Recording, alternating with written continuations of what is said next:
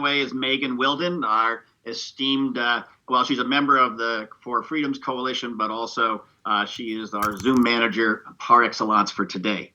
So let me welcome everyone on behalf of the For Freedoms Coalition. This is our 5th annual rally. I should say it's the first celebration in Zoom under our conditions, but we welcome you all. This is a rally of celebration, hope, and also recommitment.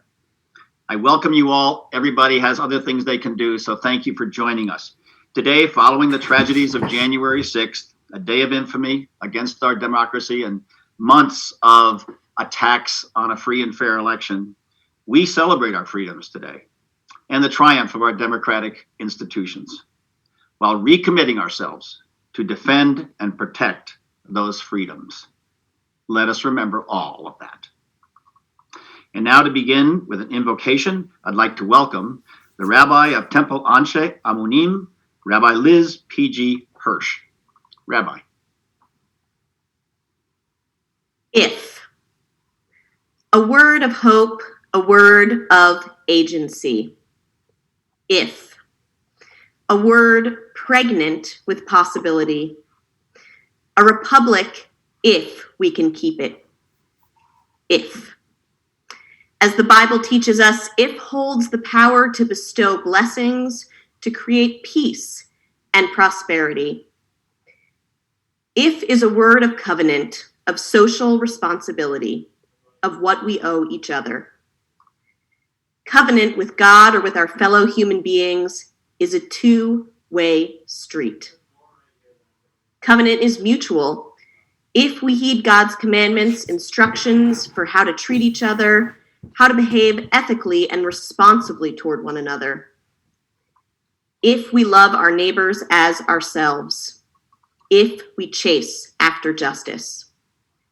So the Bible teaches all of these blessings will come upon us if we can but listen. Blessed shall we be in our cities. Blessed shall we be in our country. Blessed shall be our descendants. Blessed shall be the produce of our soil. Blessed shall be our basket and our kneading bowl. Blessed shall we be in our comings. Blessed shall we be in our goings. If we can listen, if we can join in covenant, a republic, a country, towns, and cities full of blessing. A republic, if we can keep it. May we be blessed with the bravery to respond to that conditional, liminal moment, to the choice before us. If. May this be our call to action. May this be our blessing. Amen. Thank you so much, Rabbi. That sets the tone beautifully. And it is indeed a republic if we can keep it. And that's part of the recommitment today. Thank you, Rabbi. Now, a few opening remarks from our esteemed Mayor of Pittsfield, the Honorable Mayor Linda Tyer. Linda? Thank you, Sherwood. It is my sincere privilege to be here with all of you. Over 160 of you have joined in this Zoom session. How I wish we could be together in person, sharing the joy of a new political moment in American life. But wow, isn't it amazing that even in these extraordinary times, we can still come together to celebrate our democracy.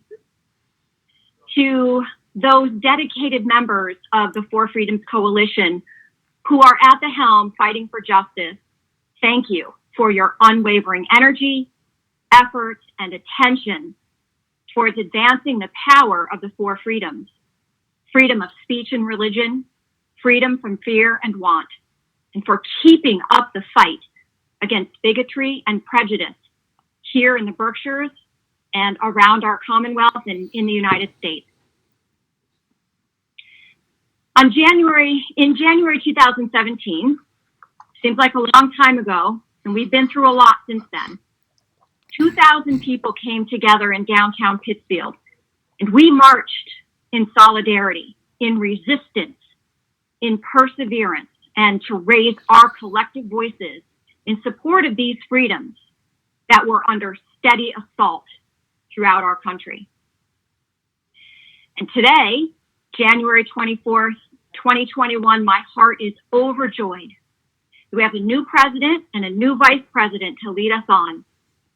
Like so many of you, I was captivated by history in the making, the heartbreak and the celebration. It was a day that our inauguration was a day that symbolized a new and hopeful chapter for our nation. And may I please just say how much I enjoy saying these words out loud, President Biden and Vice President Harris.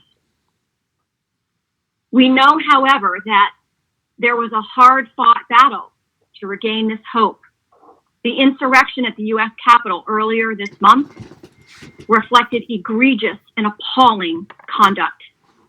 But it didn't start there. Over the last 4 years, we witnessed the intentional and steadfast attempts to dismantle and erode our democracy, our decency, and our core values that we hold as Americans.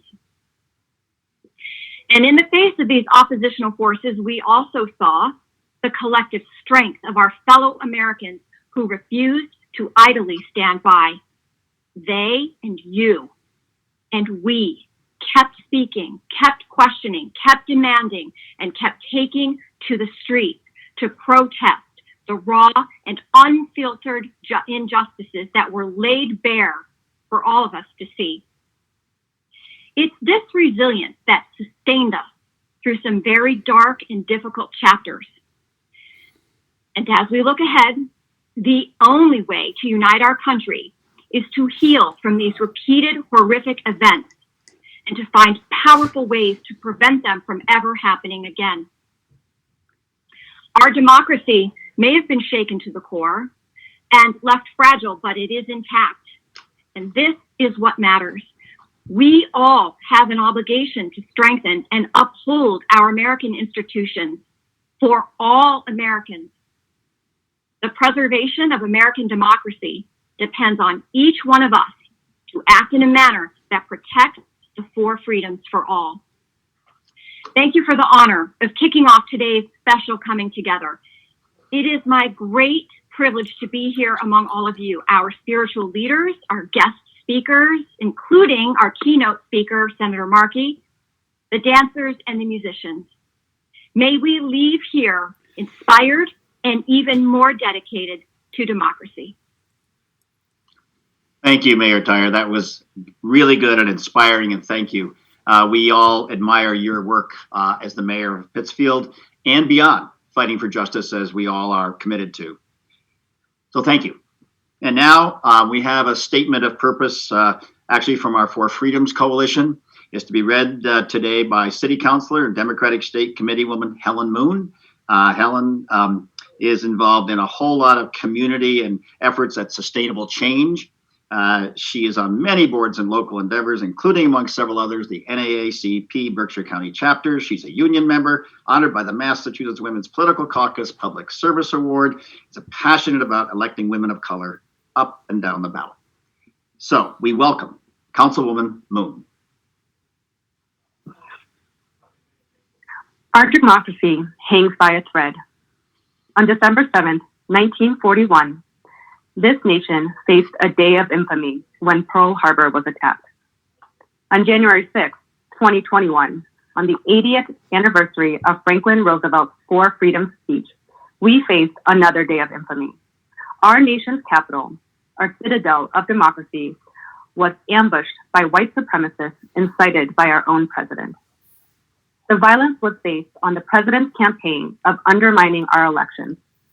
Baseless claims of election fraud, repeated and promoted by the president, were further escalated by 8 senators and 139 House members.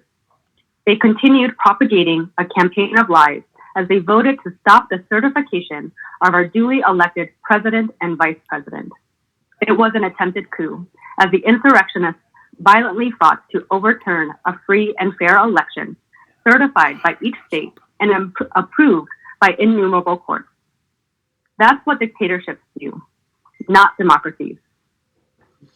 What a tragic display for all the Americans who have fought and died for this democracy. And what a stark contrast with the way nonviolent Black Lives Matter protesters were brutalized all summer long as they pursued justice for the murders of Black and brown people. When Franklin Roosevelt articulated the four freedoms, freedom of speech, freedom of worship, freedom from want, and freedom from fear, the country was poised to defend our democracy. Now, we must do the same. Without protecting our elections, pursuing justice, and dismantling the systems that continue to oppress Black, brown, and other marginalized communities, FDR's four freedoms become meaningless, and there is no democracy left to defend. So today, we are gathered here together as one community to recommit ourselves to defending our freedoms, the elections that protect them, and to be radically anti-racist as we pursue justice for all our people. We collectively breathe a sigh of relief because our fragile democracy has survived. Congress did, in the end, certify the election, and a new executive branch was inaugurated.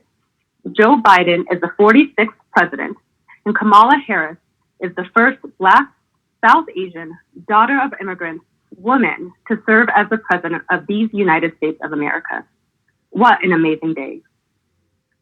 And we are also here to celebrate the amazing grassroots organizing by BIPOC activists that led to the election of Reverend Raphael Warnock, the first Black senator in Georgia, and the election of Jon Ossoff, the child of Jewish immigrants, in the special election on January 5th. What an unprecedented victory in a state recently under federal supervision for discriminating against voters of color. The election in Georgia and the events in the Capitol are completely opposite. While one promises hope and a new, more inclusive future, the other seeks to overturn an election and destroy the fundamental tenets of our democracy. Taken together, the two events signify that we are at a crossroads in America. To move forward, not backwards, we must, as the harbingers of a new America of justice and equality for all, reaffirm our commitment to defending our freedoms, the elections that protect them, and to ending the scourges of racism and white supremacy. Thank you very much, Ellen. That was really wonderfully read and very meaningful, and with the kind of passion that we expect every day from you. Thank you. Well, now we're going to switch to a performance that I hope will, as it goes on, will get you out of your seat, at least clapping. We bring you an uplifting dance presentation by Alvin Ailey Dance Company, recommended by our own Jacob's Pillow. It's entitled Call for Unity. And I urge you, as I said, feel free to clap and dance in front of that computer. If this doesn't move you, I'll be surprised. So, Megan.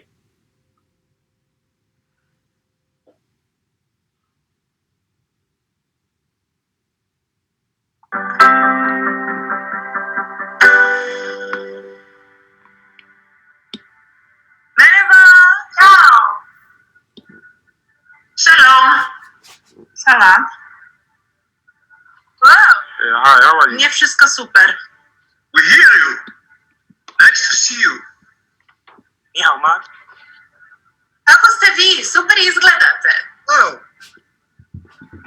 Monsieur mes amis. Namaste, everyone, all around the world. Hola, ¿qué tal? ¿Cómo estás? Hey, y'all. What's up? Can you see me? No, nie te poda. Potrzebujemy siebie teraz bardziej niż kiedykolwiek. Wie geht es euch allen? Мы должны быть едины. Nos necesitamos más que nunca. 我们现在比往更需要团结在一起。Wir sind vereinigt. Yo estoy respondiendo la llamada. Musimy być wszyscy razem.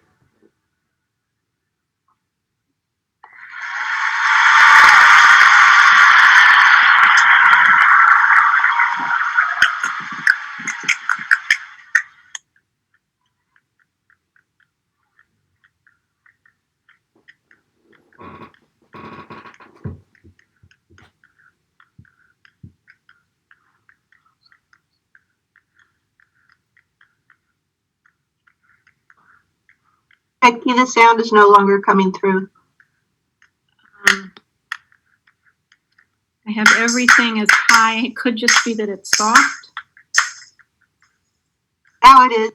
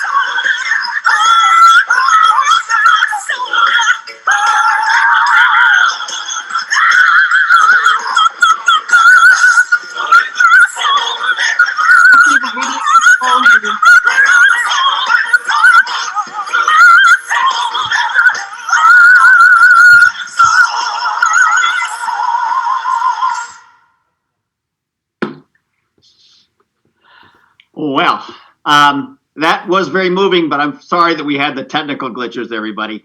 But I hope you still enjoyed the energy that came from that for all of us. So it is on YouTube, and we're sorry about the technical glitches, but the group is wonderful. I hope you agree.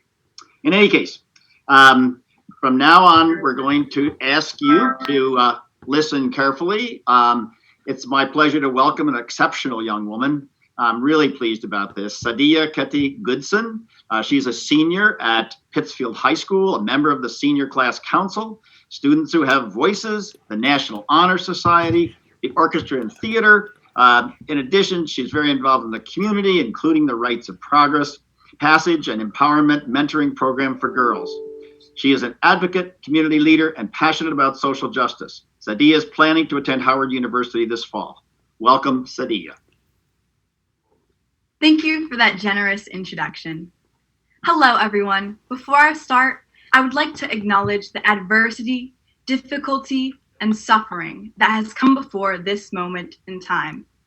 Whether it be victims of COVID-19 or victims of police brutality, let's take a moment to send our love, light, and energy to them and ground ourselves in the promise of change.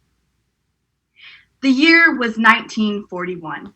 The president was Franklin Roosevelt. He gave his State of the Union address and within it identified essential human rights that should be universally protected. Freedom, Roosevelt declared, means the supremacy of human rights everywhere.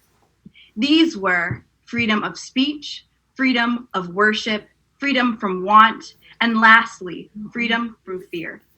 I will be focusing on freedom from fear today, first generally, and then in relation to elections. In 1943, Norman Rockwell portrayed these ideals in art form, as we all know.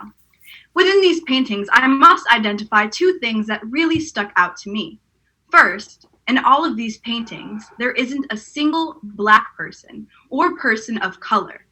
To me, this reflects that these freedoms never applied to all of us. They were never meant for all of us. The next thing that really struck a chord within me was the depiction of the freedom from fear. In this painting, two white children are being tucked in by their parents, falling soundly asleep because they know they are safe. On March 13th of 2020, police officers forced entry into the apartment of Breonna Taylor, a 26-year-old Black medical worker and wonderful woman. They murdered her. 32 shots were fired, and the officers were only charged of wanton endangerment of Breonna Taylor's neighbors. AKA, they were only charged for the shots missed. Breonna never had the privilege of freedom from fear. She was not safe under her covers in sound sleep because of her skin color. Black people in the United States live in fear every day. I cannot talk about the possibility of freedom from fear without talking about the actuality of this statement. Next, I will address freedom from fear in terms of elections. One way we change this fear is voting and holding the people we elect into office accountable for the promises they make. This year, I worked in the primary and general election polls, and it was a fascinating and rejuvenating experience. To see people from all walks of life use their voice to nominate someone they trust will help them. It is important to acknowledge the power that voting holds in this country. We have the opportunity to elect who governs this country, and we must take full advantage of this opportunity. Like I mentioned before, the first step is voting, and the second step is holding these people accountable for their actions and for their promises. We also must acknowledge how far we have come and the work and the journey ahead. Stacey Abrams, whose name everyone should familiarize themselves with due to her hard work in voter registration in Georgia, shares in her novel, Our Time Is Now, a story where her grandmother was preparing to cast her first ever ballot in her home state.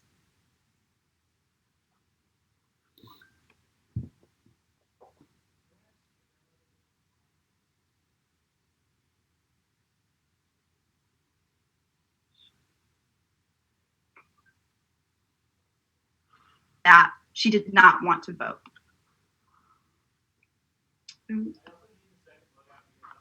you hear me? I can now. Okay. All right. Let's see.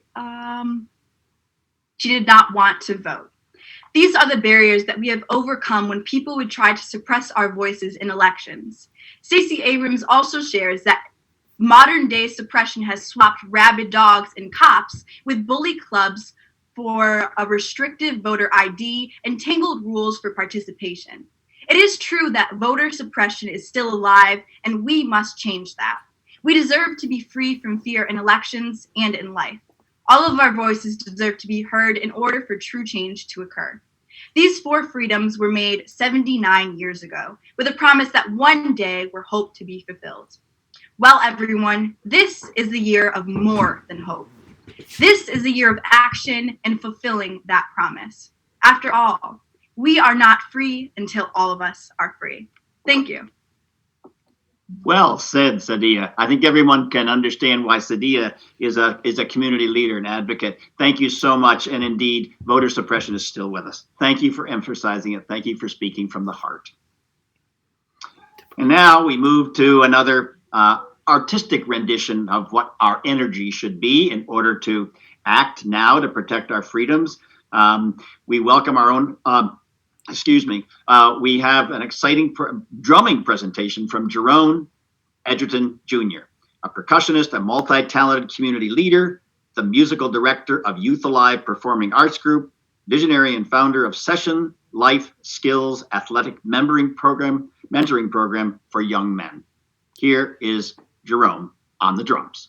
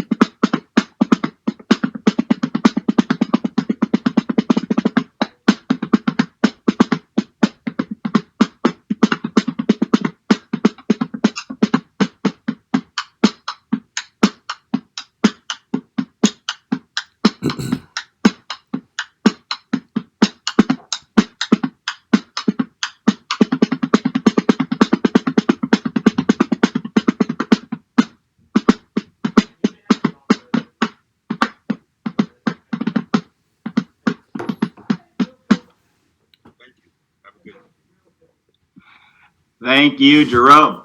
That's the kind of energy. Actually, I'm going to be asking Jerome to lead us next year. Hopefully we'll be able to actually do a march, and I wouldn't mind marching behind Jerome to do that. That would be great.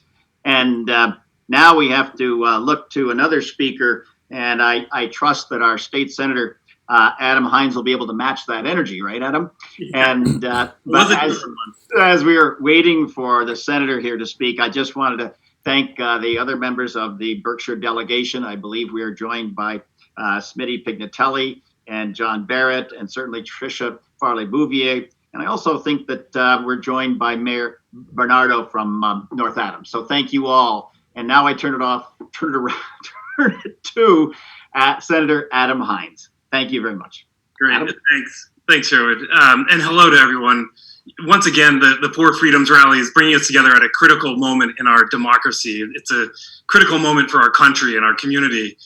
And it's not just that the global pandemic continues to wreak havoc on our lives. It's what the pandemic revealed about the havoc wreaked by unequal treatment and unequal outcomes in our country because of the economic standing you were born into or the color of your skin. COVID laid these profound disparities plainly for all to see. We then layered them in this past year with a generational moment for social justice and police reform because of divergent treatment, visibly caught on tape for 8 minutes and 46 seconds for all to see.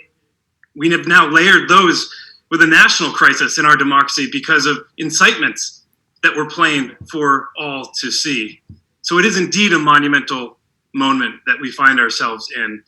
And I'll tell you what, it's because we're in the midst of a monumental shift in power with an ascendant, multiracial, multi-generational, multi-faith coalition that is resulting in once isolated areas of decision-making where choices about who had access, who benefited most from policy choices, who controlled cultural representation, those spaces are opening for more inclusion. At a moment like this, of course there will be pushback. Of course people are storming the gates. I've seen these shifts in power before, sometimes overseas, and it is the cruel, perverse genius, I suppose, of the creators of a system that deliberately places one group over another, that when you try to undo that system and those arrangements, there will be violence in the name of insisting that the racial and social hierarchy stay in place. Studies and research and psychologists will tell us that even referencing that shift in privilege or discussing demographic change and shifts make those in the diminishing side more conservative and more likely to sense threat. But that is being undone. And so the question right now is, how are we going to move from Jim Crow and mass incarceration and redlining and day-to-day injustices and discrimination to an anti-racist agenda that is deliberately and methodically lifting up and throwing out the old policies that segregated us? That's the question. That's the call of all of us in this moment for a generational effort to improve our nation. And so I feel like there is an opportunity when things break down, there is an opportunity to rebuild anew, to create a modern image of who we are. The raw shock of what we saw January 6th, or in the murder of George Floyd, or in what we know happens every day, sometimes quietly, sometimes not, gives us this moment for change. And there's a lot of talk of unity, but let's be clear, the path to unity will take uncovering, witnessing, acknowledging together the historic and current repressions that we must face and systematically roll back, understanding together what that means for everyone today. And nothing can be more American in my mind than deliberately working and creating equal justice and equal opportunity for all of us. We saw the opportunity for change this past year in the police reform bill that is now the law in Massachusetts. It's an opportunity to take a step forward towards serious reforms, only a first step, but it's one that no one would have guessed could have taken place 1 year earlier. A law that banned racial profiling, the use of chokeholds, creating a duty to intervene, a law that tries to intervene in the school to prison pipeline, and much more. But it's only a start, and it's only one area in our lives, one institution. So what's next? That's my question for today. How are we going to keep going forward and laying forth a vision that changes the institutions that for so long deliberately kept communities segregated and subjugated? And that's where I'll conclude today. We need you to demand it from lawmakers at all levels, demand it in the institutions you participate in locally and beyond, demand a collective witnessing of the histories and current policies that create the distinctions and different treatment we see today. It's remembering and repairing. Because it's only when our deep concerns and our are matched with a deep change and deep action that we will have truly grabbed this moment and change the country, change the Commonwealth, and witness true freedom. So thank you very much, and thank you to everyone for the work that you do. Thank you, Senator. Really important words in terms of that we can't expect reconciliation or unity without accountability and acknowledgement. And indeed, pointing out the raging inequality that is still with us in this nation. And we are here today, indeed, to point that out and to recommit to making that change. So thank you. We now have the opportunity to move to two folks who can present the fact that there is incredible beauty in the world, but beauty with a message. So I bring you Jason Ennis and Natalia Bernal to sing and play Sueño con Serpientes by Silvio Rodriguez about confronting challenges time and time again and defeating them. Jason, Natalia, welcome. Thank you, Sherwood. Thank you, everybody. I'm just going to quickly introduce this song and also explain for those of you who heard the music I played at the beginning and why I chose those songs. I started off with a beautiful bossa nova by Antonio Carlos Jobim called Corcovado, just because I haven't been playing solo and I wanted to warm up. But the other two were important. I finished with a beautiful Stevie Wonder tune that I think summed up how we all felt last week, which is Overjoyed. The other one is the opposite emotion that we all experienced in this surreal January that we're coming to the end. It was a John Coltrane tune entitled Alabama. And though it's played always as an instrumental tune, it is actually a setting of the heartbreaking eulogy that the Reverend Dr. Martin Luther King Jr. gave for the 4 victims of the 1963 16th Street Baptist Church bombing in Birmingham. So this, for our tune that Natalia Bernal and I are going to sing, we reached into our repertoire for a tune by the great poet and troubadour from Cuba, Silvio Rodriguez, Sueño con Serpientes, I Dream of Snakes. Now the main bit of this tune is about the onslaught, the constant onslaught of threats. You have to keep slaying and struggling. And it's finally only what he says when he plants a verse of truth in the belly of the beast that the foes are finally vanquished. And we end with a Bertolt Brecht poem that Rodriguez uses as an intro, and that is, there are those who fight for a day and they are good. There are those who fight for a year and they are better. And then there are those who fight for their entire lives and they are indispensable. So this is for the indispensable ones whose work we have seen come to fruition this past month and will continue.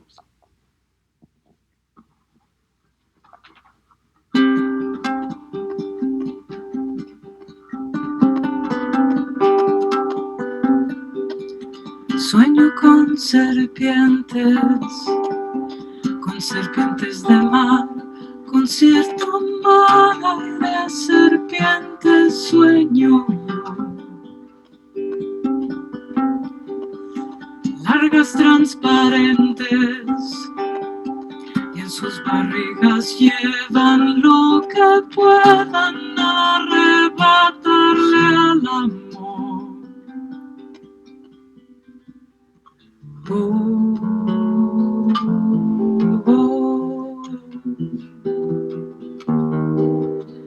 La mato y aparece una mayor.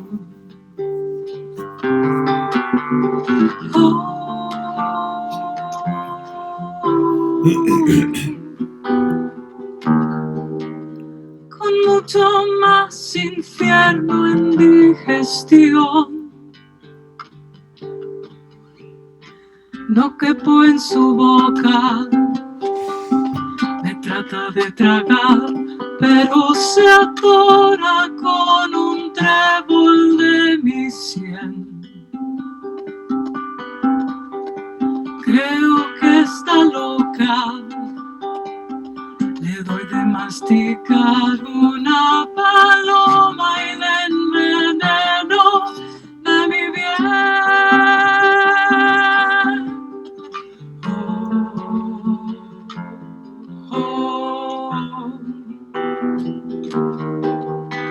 La mato y aparece una mayo.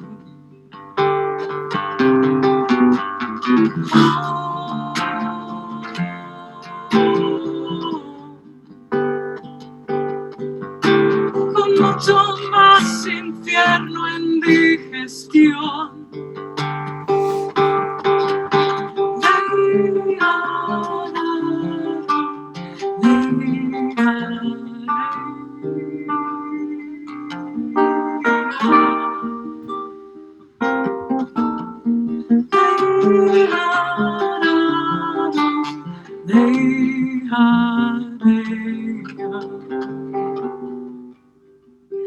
Esto al fin me engulle y mientras por su esófago paseo voy buscando a quien vendrá.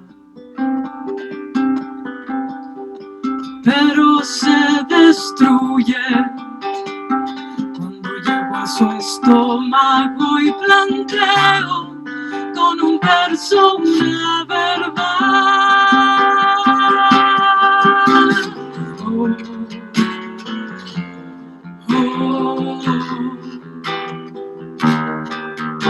La mato y aparece una mayor.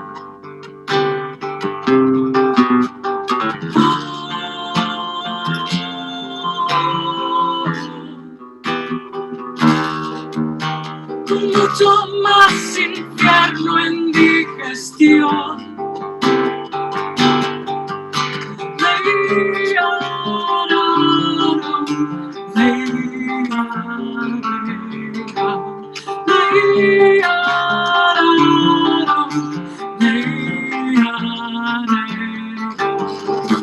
Hay hombres que luchan un día y son buenos.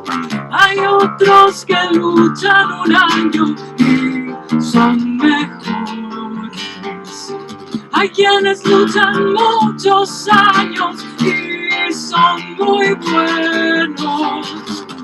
Pero ellos que luchan toda la vida, esos son los imprescindibles.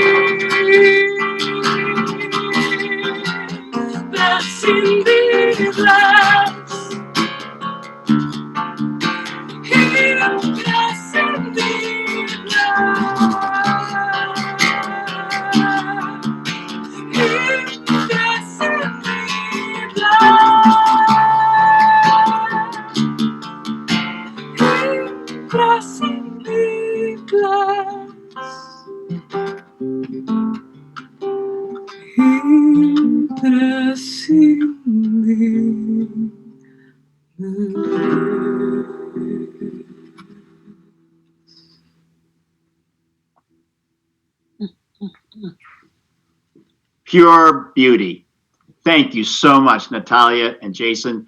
And right here from Pittsfield, Massachusetts, we're blessed to have such professionals and such great singers. Thank you so much. Muchas gracias, Sherwood. Esa fue dedicada para ti. El imprescindible. Gracias a ustedes. Hasta luego. Gracias. After that wonderful presentation, our next speaker is someone we all know and who has worked ceaselessly to improve equality within our own communities and here in Berkshire County and beyond. I'd like to introduce Dennis Powell, the head of Berkshire County chapter of the NAACP and a member of the Pittsfield School Committee. Dennis, you're on. Thank you.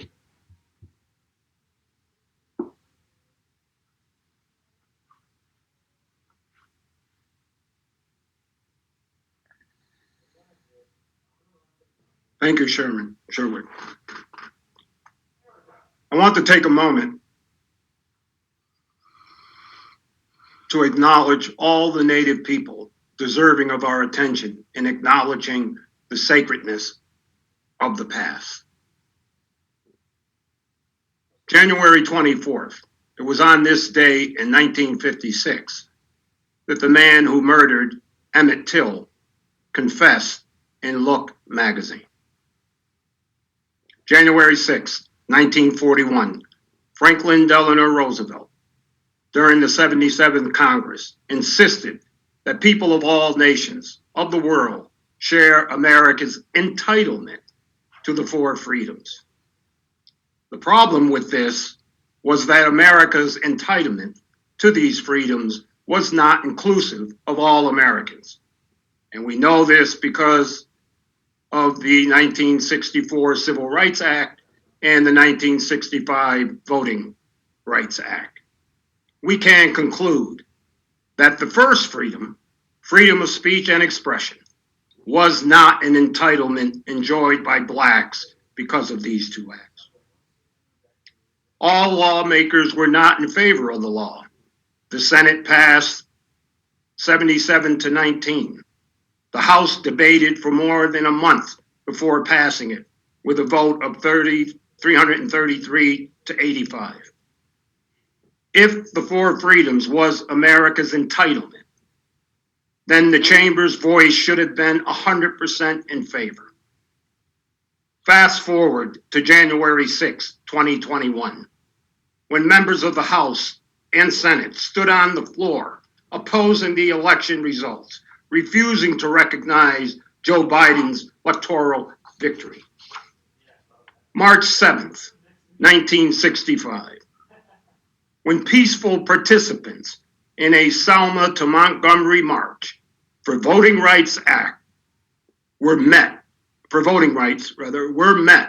by Alabama state troopers who attacked them with nightsticks, tear gas, and whips after they refused to turn back.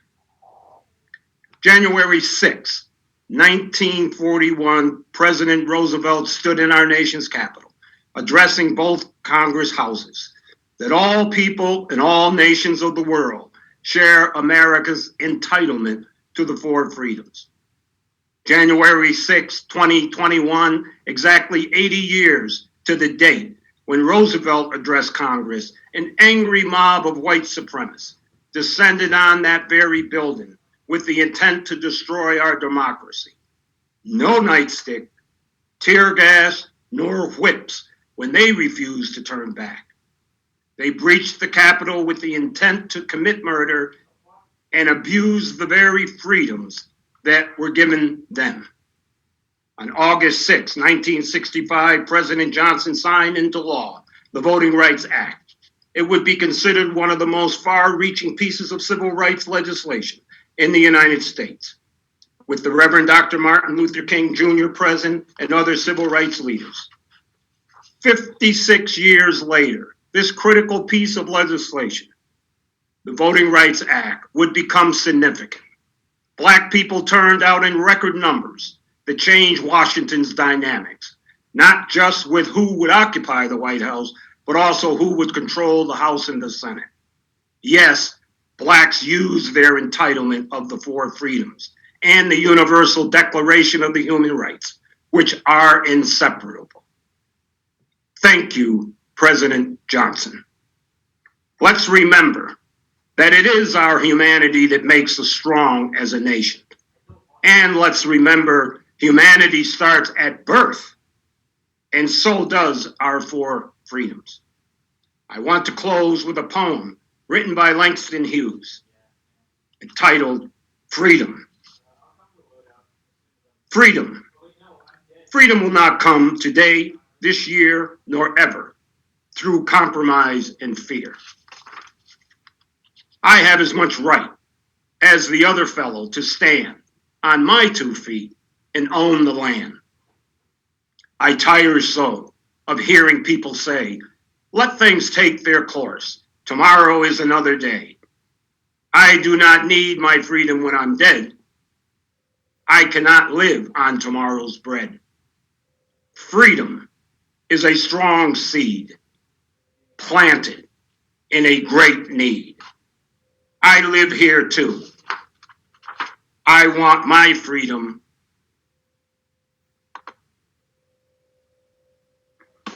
So do you. Thank you. No, thank you. Powerful words, powerfully said. If I might try one way to sum it up, it is time. And frankly, it's overdue time. So let us join together in following through on Dennis's strong words. I really thank you, Dennis. And our next presentation is from a wonderful singer, actress, recording artist, vocal coach with an extensive professional resume. It's the incomparable Ms. Houston. Please join us in welcoming her. We welcome you. Please. Thank you all so much. And thank you, Sherwood. I just appreciate being here and sharing this with all of you. I've enjoyed everything I've seen thus far, and it gives me great hope for where we're going and where we're at. The Four Freedoms, and again, I am just so moved to when I think about what these means: freedom of speech and religion, and freedom from fear and want. And you can't have the second group without the first, of course. And so I'm just grateful that I can talk about this a little bit and sing about it. I'm reminded of a song, freedom isn't free. Freedom isn't free. You got to pay the price. You got to sacrifice for your liberty. Remember that song? Some of you might have remembered that. It stuck with me. You got to pay the price. You got to sacrifice for your liberty. I'm going to do a mashup of songs that, of a couple of songs that reflect this, and in their own way. Starting with "Oh Freedom" and "Feeling Good." Oh freedom, oh freedom, oh freedom over me. Before I'll be a slave, I'll be buried in my grave, and I'll go home to my Lord. I'll be free. No more worrying, no more crying, no more worrying over me. And before I be a slave, I'll be buried in my grave, and I'll go home to my Lord. Well, I'll be free. Well, I'll be free. Well, I'll see birds flying high. Oh, you know how I feel. Sun up in the sky. You know how I feel. Breeze drifting on by. You know how I feel. See, it's a new dawn. It's a new day. It's a new life for me. And I'm feeling good. Oh, I'm feeling good. Oh, I see the dragonfly out in the sun. You know what I mean. Butterflies all having fun. You know what I mean. Rest in peace when day is done. That's what I mean. And this old world is a new world and a bold world for me. And I'm feeling good. I'm feeling good. Oh, butterflies out in the sun. You know what I mean. Scent of pine on the lawn, you know what I mean. Oh, freedom is mine. That's what I mean. And I know how I feel. Oh, I know how I feel. Ooh, I'm feeling good. Oh, I'm feeling good. Ooh, don't you feel good? Ooh, I'm feeling.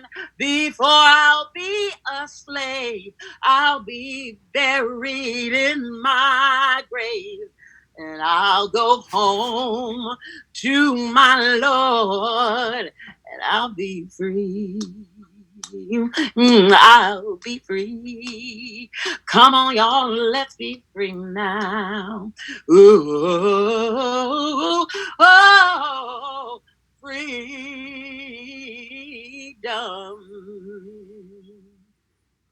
Thank you. Wow, that was really, really wonderful. It reminds me of everybody should remember that she sang that a cappella, folks. And it was not, she used the term mashup. I hesitated to use that. That's no mashup. That was a beautiful combination. Thank you so much, Wanda. Thank you. I appreciate it. You got it. Thank you all. Keep up the good work, everybody. Well, you convince us that fighting for freedom as we must can be very, very much assisted by wonderful music. So thank you. Thank you. So I now want to move on to a special and distinct honor of welcoming one of our greatest United States senators, Senator Ed Markey. The senator, of course, has been with us before, and that has been powerful, and I'm sure we'll have another a wonderful statement from the senator today. He's not only a champion for Massachusetts, but a real champion for major progressive policies and changes, whether it's climate change, income inequality, justice, healthcare. And I have to say, in addition, he's a real friend and champion for the Berkshires. So, Senator Markey, welcome. We appreciate your joining us.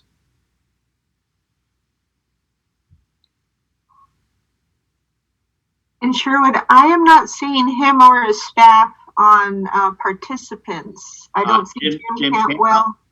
Nope. Excuse me, folks. EMJ. EJM laptop. EJM. Perfect. Thank you. Okay.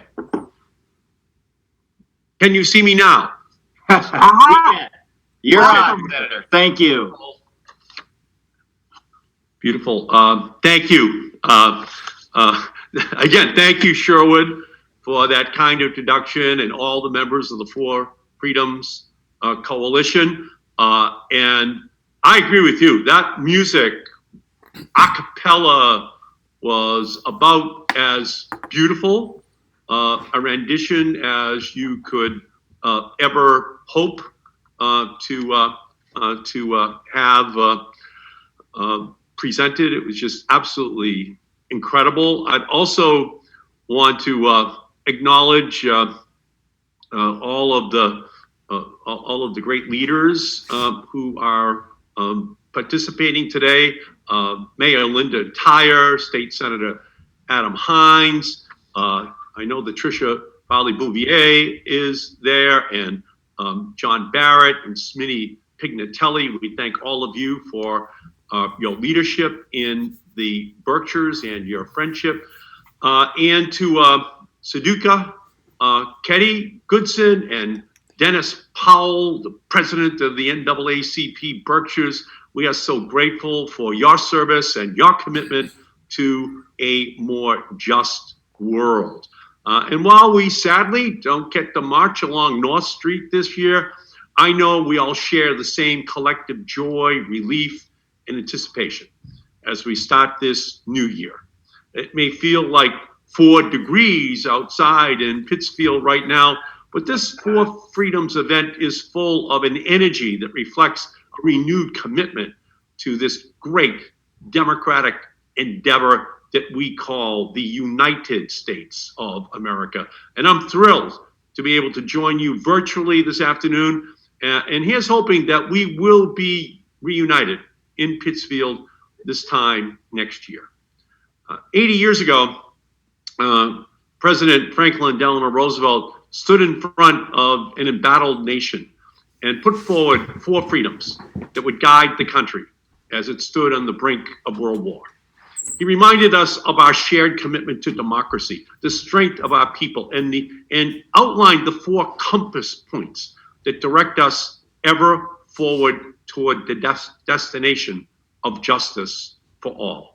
The freedom of speech and expression, the freedom of religion, the freedom from want, and the freedom from fear.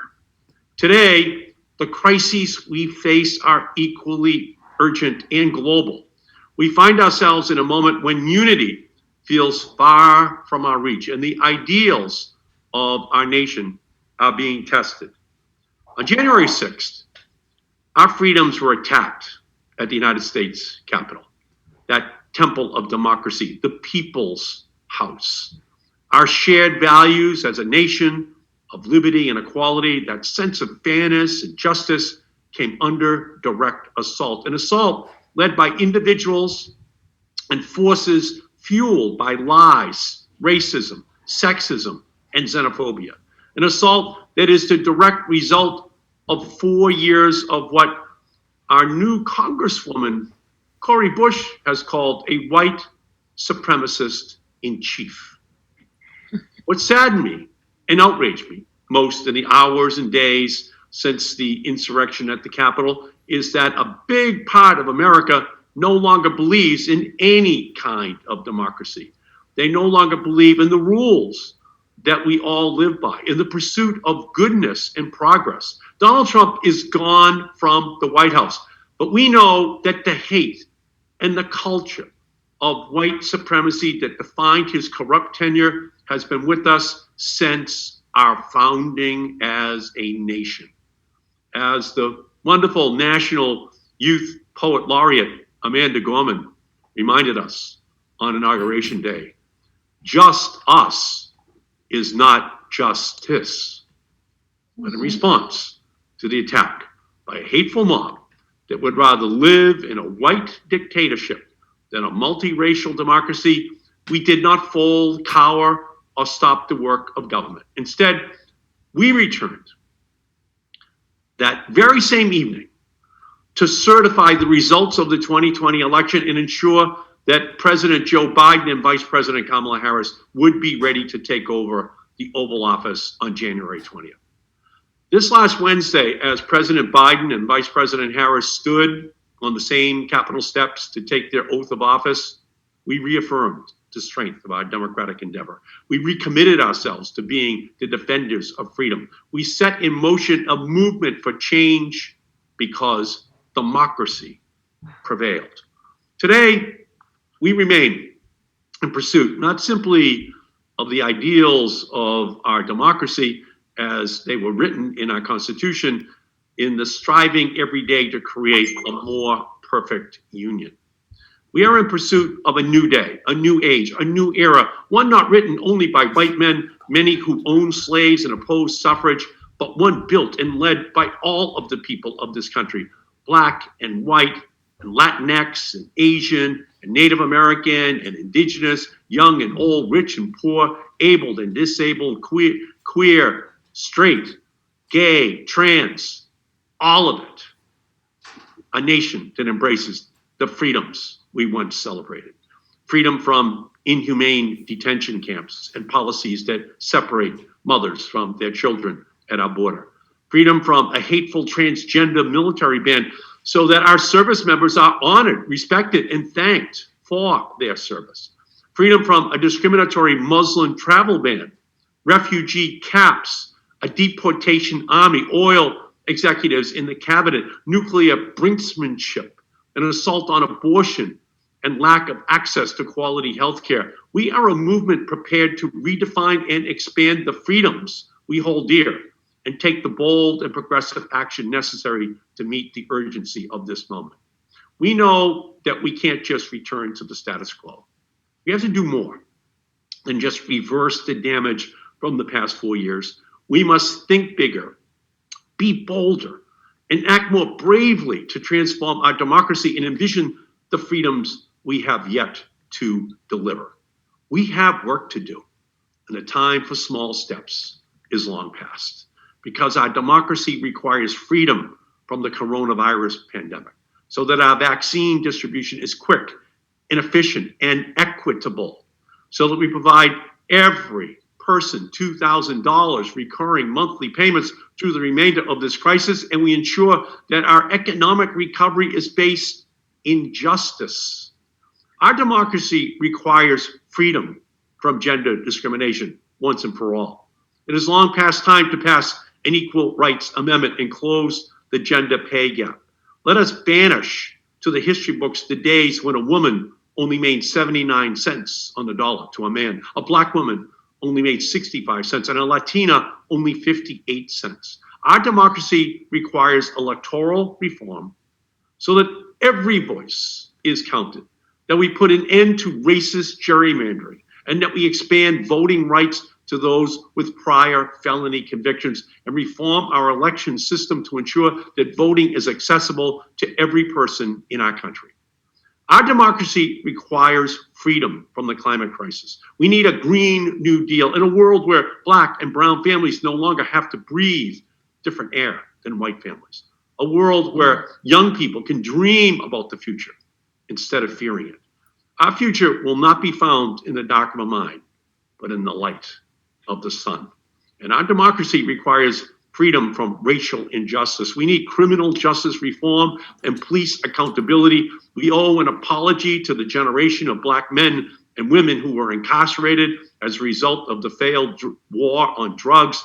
We need to rid our country of the shameful disparities in health outcomes that exist, the disproportionate toll the coronavirus has taken on communities of color, and ensure that every child has access to a high quality education and can realize their God-given potential, because Black voices matter. Black votes matter. Black lives matter. These are the freedoms that define our democracy. These are the freedoms that will lead us to our promise of justice for all. And as President Roosevelt said, in these days of difficulty, we Americans everywhere must and shall choose the path of social justice, the path of faith, the path of hope, and the path of love towards our fellow man. We have our marching orders. It's been a hard year, but we have more work to do. We cannot simply turn a page or avoid ambition. This is the moment to rise up, to create the change we want to see in the world. As the supernova Amanda Gorman underscored on Inauguration Day, we will not march back to what was, but move to what shall be.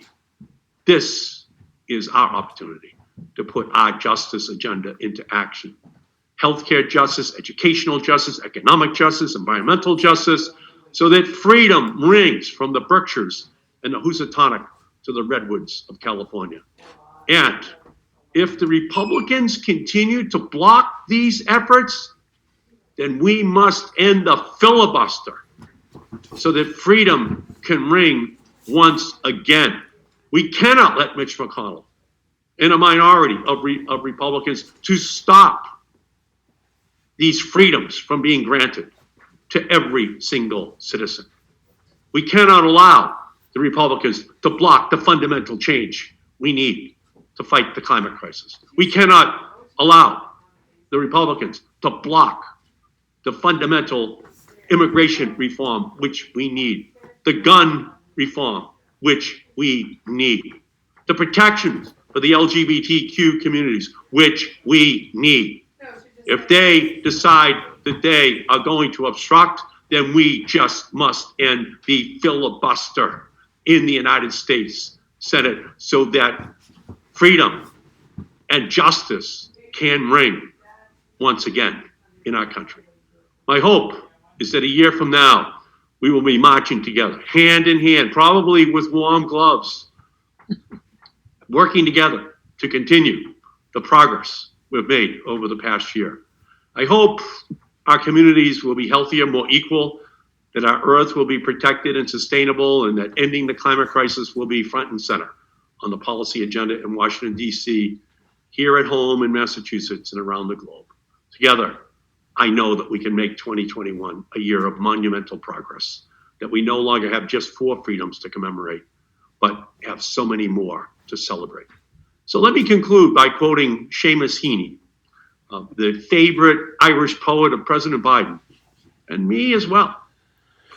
Seamus Heaney said, "So hope for a great sea change on the far side of revenge. Believe that a further shore is reachable from here. Believe in miracles and cures and healing wells. Call miracles self-healing, the utter self-revealing, double take of feeling. If there's fire on the mountain, and lightning and storm, and a God speaks from the sky, that means someone is hearing the outcry and the birth cry of new life at its term. It means that once in a lifetime, that justice can rise up and hope and history rhyme." That's the moment that we're at right now. And we have to make sure that we do everything we can to make that history one that children will look in the history books and say they responded to the challenge of their times. So thank you all for all that you do to give us that hope, to make our communities a better place to live and work, to raise families and contribute to society. I love beginning my year with the 4 Freedoms event, and I look forward to making the vision at the heart of this convening a reality. I'm honored to partner with you to do just that. Thank you for celebrating this great day. Well, thank you, Senator. Did I say before that you're one of the greatest United States senators we have? If I didn't, I just said it again. We really appreciate those inspiring words and the focus on equal justice and the importance of our elections. It is our time. It really is. And we could be no better served than with Senator Markey as one of our senators. So thank you again. Thank you for coming back. And thank you for offering to come back again. We will remember that. Thank you, Sherwood. Thanks for all of your great work, all of you. Thank you. Okay. Thank you, Senator. Indeed, we're as we reach almost the end of our program, not quite, we need to take note that we do know from our day of infamy on January 6th that the threat is real, the threat continues, the fight for freedom never ends, and it is our time, past time, to step up. You will be receiving a list of action items following today's event. We always make sure that we do have those available for you so that everybody can find a way to participate if you already aren't. And we really hope that everyone will take some form of individual action to promote the justice and the free and fair elections that we know are basic to any of our freedoms. So thank you all. I have to say, by the way, as an aside, my good friend Pete White, City Councilor in Pittsfield, I know joined us, and I wanted to say welcome. With that, we now move to our benediction, and we welcome Imam Sharif Rosen, Williams College chaplain. He will be followed by Pastor Mark Seafried of the First Congregational Church of Williamstown. Welcome, and thank you, Imam Rosen.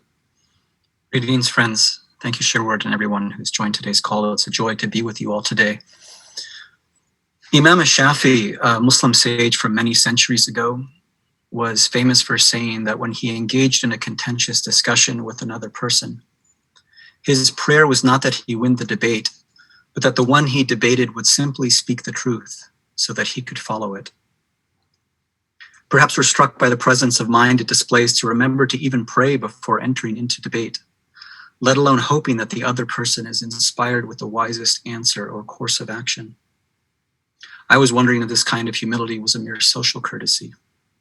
But no, rather it was this imam's way of restraining his ego in the service of a far higher goal than winning an argument. Namely, to seek that truth is brought to light, while mindful of preserving the tender web of human relationships that can be complicated by inevitable human differences in perspective and life experience. At every moment, a web of human relationships of which we are part is no less fragile.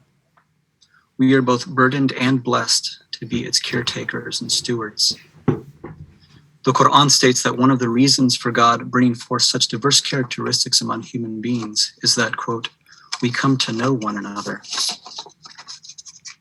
In the spirit of the fullness of that meaning, that we might come to know and love one another, let us find our role in the work of renewal and rebuilding, starting with the mending where needed among our own families and moving outward towards the neighborhoods, our schools, and workplaces.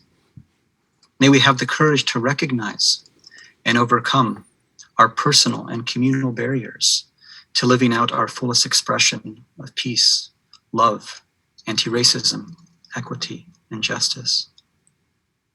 May we find the compassion to understand and serve the needs of those most vulnerable in these times. May we have the capacity to listen to the fears and concerns of our fellow human beings, especially those with whom we disagree. May we find ways to replenish and nourish our own minds and spirits in times of fatigue and desolation. And may we summon the highest of our shared truths and values to the repair of our fractured democracy and wider human family. May it be so. Amen.